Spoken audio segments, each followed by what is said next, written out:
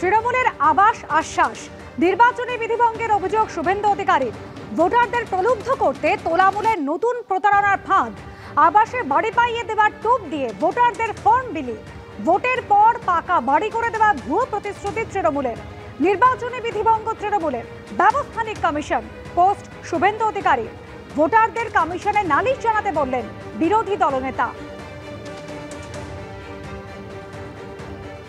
বলছে বাড়ি দেবে, এই যে ঢপের চপ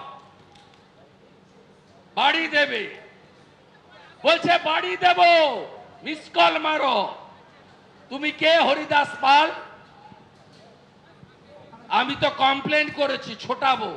ইলেকশন কমিশন যদি কিছু না করে দরকার হলে কোর্টেও যাব।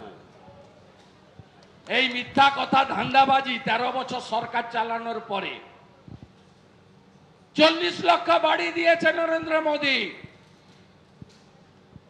এই চোর মমতার সরকার 45,000 কোটি টাকা বাড়ি দেওয়ার নাম করে তুলে নিয়েছে। বাড়ি পেয়েছেন? 1,25,000 বাড়ি পেয়েছেন? পাননি। শুধু চুরি চুরি চুরি। ডিসেম্বরের মধ্যে 11 লক্ষ মানুষ বাড়ি তৈরির টাকা পেয়ে যাবেন। মালদার হবিবপুরের সভা থেকে আজ আশ্বাস দিয়েছেন মুখ্যমন্ত্রী। কি বলেছেন শোনাবো। বাংলার বাড়ি দেয়নি, কিন্তু আপনাদের আমি কথা দিচ্ছি, এটা ওই বিজেপির পঞ্চায়েতের থ্রু দিয়ে করবো না, ডাইরেক্ট করব। সেটা হচ্ছে 11 লক্ষ মাটির বাড়ি, 11 লক্ষ মানুষের বাড়িতে লিস্ট করা হয়েছে।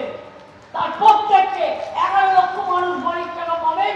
ডিসেম্বরে একটা কিস্তি পাবেন, আর জানুয়ারি মাস বাকিটা আবার দিয়ে 60,000 খরচ হয়ে যাবে, আবার 60,000 দিয়ে দেবে। 1,20,000 টাকা দেবে বাড়ি তৈরি করার জন্য। ডায়মন্ড হারবারে বাম বিজেপির প্রার্থী দিতে বিলম্ব, তীব্র কটাক্ষ করেছেন অভিষেক বন্দ্যোপাধ্যায়। অনেক বড় বড় ভাষণ দিয়েছেন, বলেছেন অভিষেক বন্দ্যোপাধ্যায় 3 নম্বর হবে। প্রার্থী খুঁজতে 1.5 মাস সময় লেগে গেছে। সংবাদপত্রে বিজ্ঞাপন দিলেও এর থেকে ভালো প্রার্থী পেত সিপিএম বিজেপি।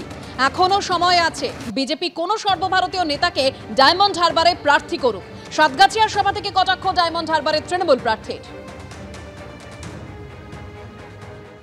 যারা আজকে প্রতিদ্বন্দ্বিতা করতে এসছেন অনেক বড় বড় ভাষণ দিয়েছিল, বলেছিল অভিষেক বন্দ্যোপাধ্যায় 3 নম্বর হবে, 4 নম্বর হবে, হাওয়া তোলার চেষ্টা করেছিল।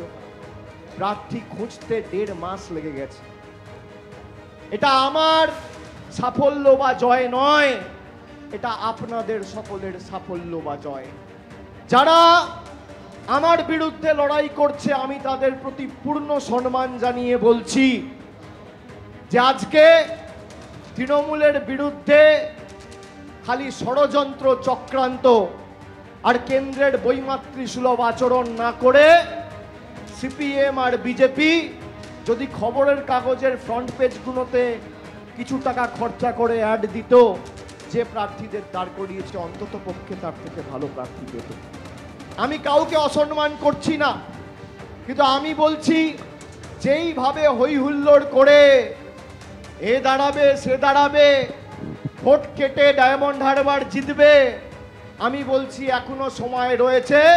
যদি বিজেপির কোনো সর্বভারতীয় নেতা আসতে চায় আমি স্বাগত জানাচ্ছি আমার ডায়মন্ড হারবারে।